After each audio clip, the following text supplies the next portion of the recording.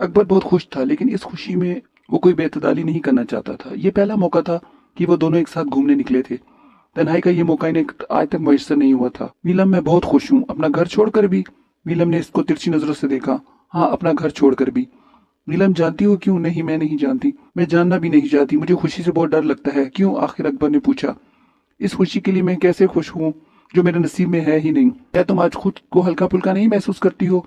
क्या कोई बोझ तुम्हारे सर से नहीं हटा? नहीं, कुछ भी नहीं हुआ।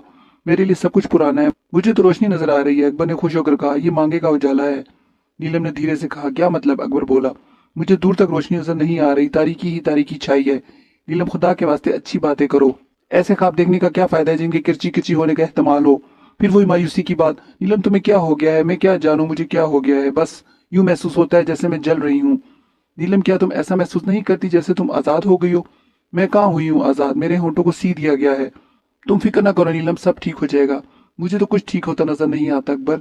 बस तुम मुझे माफ कर देना, मुझे मजबूर जान लेना। नीलम, एक बात बताओ। देखो, सच कहना। जी, सच कहूंगी, फरेब से काम ना लूंगी।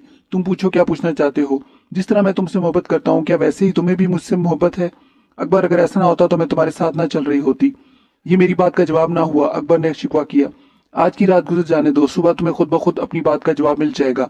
इस छोटी सी बात के लिए मुझे पूरी रात इंतजार करना होगा? खैर, कोई बात नहीं, मैं करूंगा इंतजार। मुझे तो इंतजार की जैसे आदत हो गई है। तुम बहुत अच्छे इंसान हो अकबर, नीलम ने बड़ी मोहब्बत से कहा। तुमने मेरे लिए बहुत अजाब झेले हैं, काश मैं तुम्हें इन अजाबों से बचाने की सकत रखती। नीलम ने सच कहा था, वो वाकई से अजाबों से बचाने की सकत नहीं रखती थी। ये दोनों आइसक्रीम खाकर वापस आए, घर के अफराद के लिए भी आइसक्रीम लेते आए। रात गए तक बातें होती रहीं, फिर वो लोग एक ही कमरे में जहाँ जिसे जगह मिली पड़कर सो गए। सुबह सबसे पहले अकबर की आंख खुली। इसने करवट मोड़कर इस जगह को देखा जहाँ नीलम सोई थी। वहां नीलम ना थी। तब इसे अपने सीने पर रखे किसी कागज का एहसास हुआ। इसने अपने सीने से इस कागज को उठा लिया और फौरन उठकर बैठ गया। ये नीलम का खत था। इस खत में चंद सतरें लिखी हुई थीं। ये भूरे रंग का कागज था, शायद किसी लिफाफे से फाड़ा गया था। बाल पेन से आड़े तिरछे जुमले लिखे हुए थे। यूं मालूम होता था जैसे बहुत उजलत में ये जुमले तहरीर किए गए हों। अकबर ने खत पढ़ने से पहले खत लिखने वाले का नाम देखा। खत के आखिर में लिखा था, तुम्हारी नीलम। मेरी नीलम? अकबर को इसका तुम्हारी नीलम लिखना बहुत अच्छा लगा। फिर इसने जल्दी जल्दी खत पर नजर डाली। लिखा था, मैं जा रही हूँ, मेरा ताकुब न करना, मैं खाली घर में जा रही हूँ, मैं वहीं रहूंगी। ये चंद घंटे जो मैंने तुम्हारे साथ गुजारे हैं, इनकी मुझे बड़ी मुश्किल से इजाजत मिली थी। 3 बजने वाले हैं, वो मुझे लेने आते होंगे। मुझे माफ कर देना, मैं बहुत मजबूर हूँ। मैं तुम्हें खुशियां ना दे सकी, लेकिन मिला मुझे भी कुछ नहीं, बस आग ही आग मिली है। मैं इस आग में आहिस्ता आहिस्ता जल रही हूँ, झुलस रही हूँ। मैं रो सकती हूँ ना चीख सकती हूँ, बस सिसक रही हूँ। एक दिन आएगा कि मैं इसी तरह सिसकते सिसकते मर जाऊंगी। मैं मर जाऊं तो मेरी लाश मेरे माँ बाप को भिजवा देना, तुम्हारी नीलम। इस खत को पढ़कर अकबर सन्नाटे में आ गया। वो इसीलिए तो रात को खुश नहीं हो रहा था। इसके अंदर से कहीं आवाज आ रही थी कि नीलम का तुम्हारे साथ चले आना जरूरी नहीं कि खुशी का बायस हो। खुशी मनाने में जलत पसंदी से काम ना लो। और हुआ भी वही। ये खुशी से चंद घंटों के लिए मिली। ये चंद घंटे बतौर भीख इसकी झोली में डाले गए, वो भी नीलम के सरार पर। अब ये बात साबित हो गई थी कि नीलम को भी इससे मोहब्बत है, वरना इसे क्या जरूरत थी चंद घंटों की भीख लेने की। जाने कितनी खुशामद करके इसने ये चंद घंटे हासिल किए होंगे। किस कदर मजबूर है वो, कितनी मजलूम है। रोना चाहे तो रो भी नहीं सकती, जाने वो कैसी आग में जल रही है। क्या मेरी नीलम इसी तरह सिसक सिसक कर मर जाएगी? मैं इसके लिए कुछ ना कर सकूंगा? मैं नीलम के माँ बाप से इनके जिगर के टुकड़े को इसलिए अपने हमरा लाया था कि इसकी लाश के टुकड़े टुकड़े करके इन्हें भिजवा दूं? क्या इसीलिए इन लोगों ने मुझे अपनी बेटी दी थी? जैसे जैसे वो सोचता जा रहा था, इसके दिमाग की रगें खींची जा रही थी। इसने नीलम के खत को तय करके अपनी जेब में रख लिया। अचानक साबरा की आंख खुली। इसने अकबर को दीवार से टेक लगाए बैठे देखा। इसका चेहरा धुआं धुआं हो रहा था। अकबर का चेहरा देखकर साबरा की तो जैसे जान ही निकल गई। अकबर, मेरे बेटे, तुझे क्या हुआ? साबरा तकरीबन चीखती उठी। अकबर ने माँ को खाली खाली नजरों से देखा। इस वक्त वो बेकसी की तस्वीर बना हुआ था।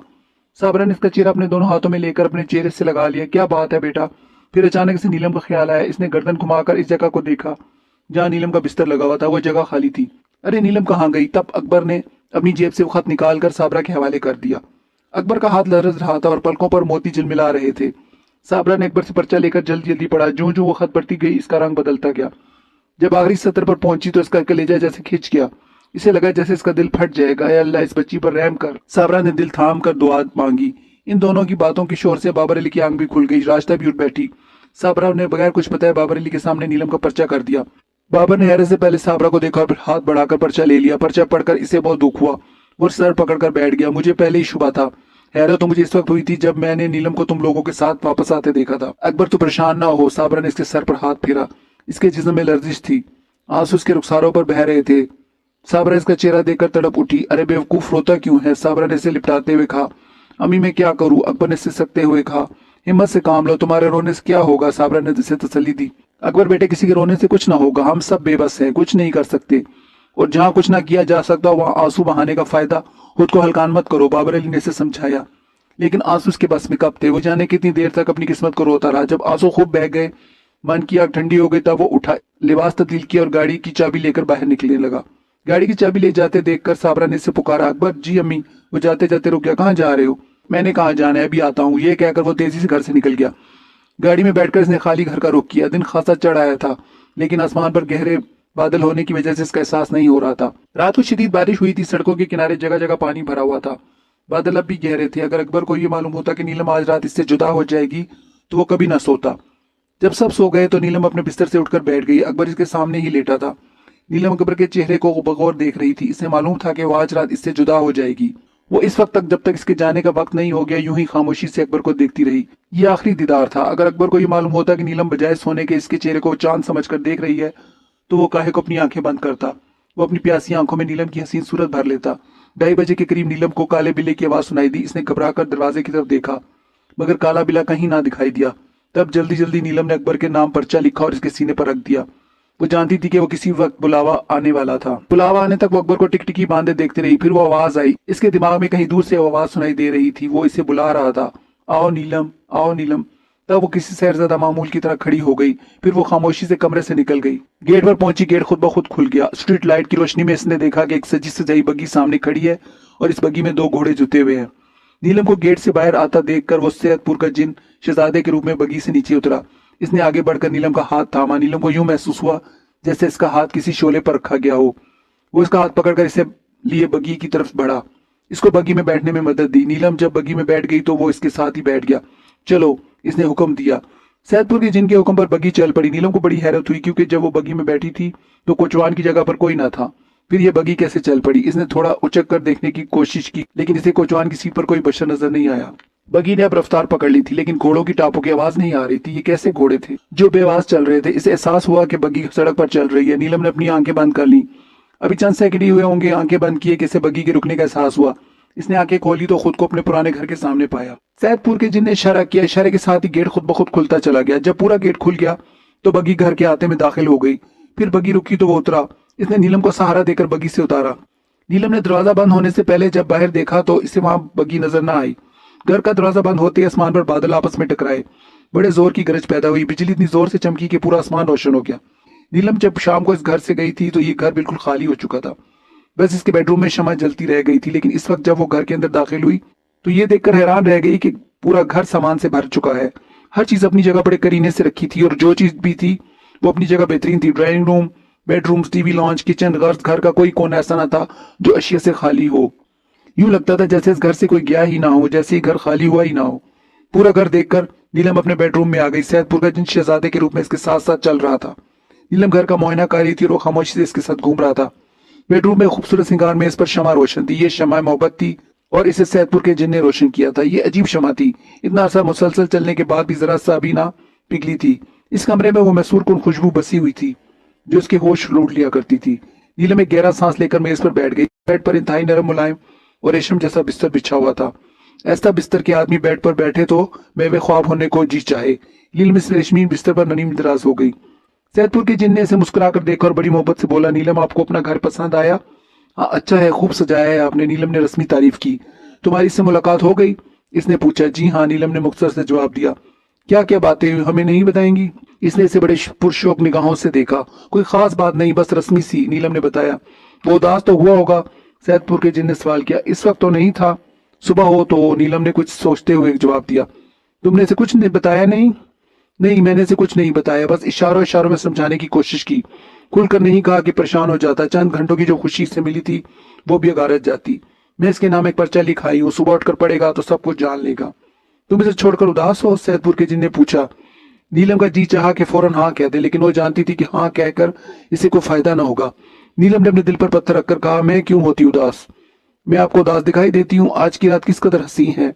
बाहर अब्रे करम बरस रहा है और अंदर तुम्हारे हुस्न की चांदनी बरस रही है। कर्ल ने खुशी से झूम कर कहा, बोलो क्या मांगती हो? जो मांगोगी आनन फानन हाजिर कर दिया जाएगा। मैं जो मांगूंगी वो आप मुझे ना दे सकेंगे। अगर ऐसा होना होता तो मैं इस घर में तनहा कैसे रह जाती। नीलम ने उदास होकर कहा, नीलम हमसे वो ना मांगो जो हम नहीं दे सकते, हमसे वो मांगो जो हम दे सकते हैं। हमसे अपना आप ना मांगो, अपने वजूद की आजादी ना मांगो। हम तो खुद तुम्हारे कैदी हैं। एक कैदी किसी को क्या आजाद कर सकता है। तुम्हें आजाद करना हमारे बस से बाहर है। अगर तुम आजाद हो गई तो हम मर जाएंगे। इसने बड़े जज्बाती लहजे में कहा, फिक्रमंद ना हो, मैं आपसे कुछ नहीं मांग रही। मैं जानती हूँ कि आप मुझे क्या दे सकते हैं, क्या नहीं। मैं जानती हूँ कि मेरे मुकद्दर में क्या लिख दिया गया है। मेरे मुकद्दर में शोले लिख दिए गए हैं, सो मुझे इन शोलों से गुजरना होगा, इस आग से खेलना होगा। ये कहकर नीलम ने अपना चेहरा दोनों हाथों में छुपा लिया और सिसक सिसक कर रोने लगी। नीलम, इसने बड़ी जज्बाती लहजे में से पुकारा, रो मत, इस बरसती बारिश की कसम, मैं तुम्हारी आंखों में आंसू नहीं देख सकता। ये कहकर इस नीलम का बाजू छुआ। नीलम को यूं महसूस हुआ जैसे किसी शोले ने इसे छू लिया हो। फिर मैं क्या करूं? नीलम ने अपने चेहरे से हाथ उठाकर इसे भीगी नजरों से देखा। कुछ मत करो, तुमने कुछ नहीं करना। फिलहाल इतना करो कि अपने उस खूबसूरत आंखों से आंसू पोंछ लो। तुम जानती हो कि अब ये घर तुम्हारा है। इस घर में अब हम दोनों ने रहना है। इस घर में तुम्हारी हुक्मरानी होगी। जो तुम चाहोगी वो तुम्हें मिल जाएगा। मैं तुम्हें खुश देखना चाहता हूँ। तुम्हारी खुशी की खातिर मैं हर वो काम कर गुजरूंगा जो तुम्हें उसरत देगा। नीलम, तुम नहीं जानती मैं तुमसे किस कदर मोहब्बत करता हूँ, तुम्हारा किस कदर दीवाना हूँ। ये कहकर सादपुर के जिन ने हाथ फिजा में फैलाया तो इसके हाथ में एक सफेद रुमाल आ गया। ये रुमाल इसने नीलम की तरफ बढ़ाया। लो नीलम, अपनी आंखें पोंछ लो। बाहर क्या कम बारिश हो रही है। नीलम ने इसके हाथ से रुमाल लिया और अपनी खूबसूरत आंखों को साफ करने लगी। तुम्हें एक बात बताऊं, सैदपुर का जिन बोला। नीलम ने इसकी तरफ सवालिया नजरों से देखा। बोली कुछ नहीं। सुबह आएगा, इसने कहा। कौन आएगा? नीलम ने पूछा। पर्चा पढ़ने के बाद वो सीधा इधर का रुख करेगा। अच्छा, आप अकबर की बात कर रहे हैं? नीलम ने इशारा समझते हुए कहा। वो आएगा, इस घर की घंटी बजाएगा, गेट को जोर जोर से पीटेगा, इसने कहा। फिर मुझे क्या करना होगा? नीलम ने पूछा। तुम बैरी हो जाओगी, तुम्हें कुछ नहीं सुनाई देगा, सैदपुर के जिन ने बताया। इसने पूछा, क्या मैं वाकई बैरी हो जाऊंगी? नहीं, तुम्हें बहरा बनना होगा। तुम्हें सब कुछ सुनाई देगा लेकिन कुछ नहीं सुनाई देगा। अच्छा। नीलम ने ठंडा और गहरा सांस लिया। इस सांस में दुख था। इसी वक्त जोर से बिजली कड़की, आसमान पर धमाके होने लगे। यूं महसूस हुआ जैसे कहीं आसपास ही बिजली गिरी हो। सुबह हुई। ये एक ठंडी और अबर आलूद सुबह थी। अकबर बड़ी स्पीड से खाली घर की तरफ आ रहा था। इसका जहन खाली था। इसे ये नहीं मालूम था कि वो खाली घर की तरफ क्यों जा रहा है। नीलम के खत ने इसे तड़पा दिया था और वो बिना सोचे समझे बगैर किसी इरादे के खाली घर की तरफ चल पड़ा था। घर के गेट पर पहुंचकर इसने गाड़ी रोकी। गाड़ी की खिड़की से बैठे बैठे इसने खाली घर पर नजर डाली। घर पर सन्नाटा छाया हुआ था। गेट बंद था, इसमें ताला पड़ा हुआ था। तब इसे ख्याल आया कि वो चाबी तो लाया ही नहीं। अकबर ने सोचा कि गेट जूं का तूं बंद है। फिर नीलम ने अपने खत में लिखा था कि वो खाली घर में जा रही है। ये क्या चक्कर है? फिर नीलम कहाँ गई? इस झुरी से घर का दरवाजा नजर आ रहा था जो बंद था। घर में किसी किस्म की जिंदगी के आसार नजर नहीं आ रहे थे। घंटी की आवाज खाली घर में दूर तक गूंज गई। नीलम सो रही थी। घंटी की आवाज सुनकर इसकी फौरन आंख खुल गई। उठकर बैठ गई। इसका दिल बुरी तरह धड़कने लगा। घंटी फिर बजी। ये अकबर का मखसूस अंदाज था घंटी बजाने का। नीलम सहम गई कि वो दरवाजे पर आ गया है। वो अपने बेडरूम से बाहर निकली। फिर ड्राइंग रूम में पहुंचकर इसने खिड़की से जरा सा पर्दा खिसकाया। इस खिड़की से घर का गेट साफ नजर आता था। दरवाजा बंद था, इसे अकबर नजर नहीं आया। बस ये एहसास था कि अकबर गेट के इस तरफ मौजूद है। इसका जी चाहा कि वो दरवाजा खोलकर बाहर पहुंच जाए। अकबर ने कई मरतबा अपने मखसूस अंदाज में घंटी बजाई। हर मरतबा इसका दिल जोर जोर से धड़का, लेकिन इसे मालूम था कि हदूद तोड़ने का नतीजा क्या होगा।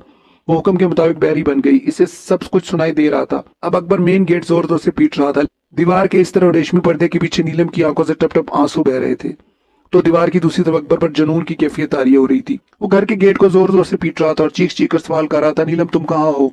नीलम तुम कहाँ हो? अकबर की सोच में डूबी हुई आवाज नीलम के दिल में टीस बनकर उतर रही थी। तब अचानक नीलम ने अपनी पीठ पर तपिश महसूस की। किसी ने इसकी पुष्ट पर हाथ रखा था। इसने मुड़कर देखा। सैदपुर का जिन शहजादे के रूप में इसकी पुष्ट पर खड़ा था। आओ नीलम, अपने कमरे में चलो। नीलम तुम कहाँ हो? नीलम तुम कहाँ हो? अकबर की बाहर से दीवानावार आवाज आ रही थी। तुम जो आवाज सुन रही हो अब भी चंद लम्हों में खत्म हो जाएगी। इस दीवाने के वालिदैन इसे लेने के लिए आ रहे हैं।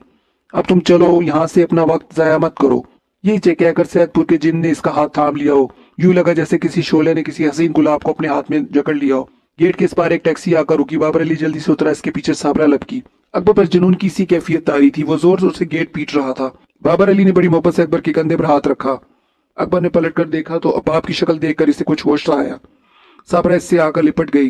तब अकबर ने कुछ न कहा। मेरे बच्चे, तुझे क्या हो गया है? आ हमारे साथ। बाबर अली ने ड्राइविंग सीट संभाल ली। वो खामोशी से गाड़ी में बैठ गया और वो तेजी से वापस हो गए।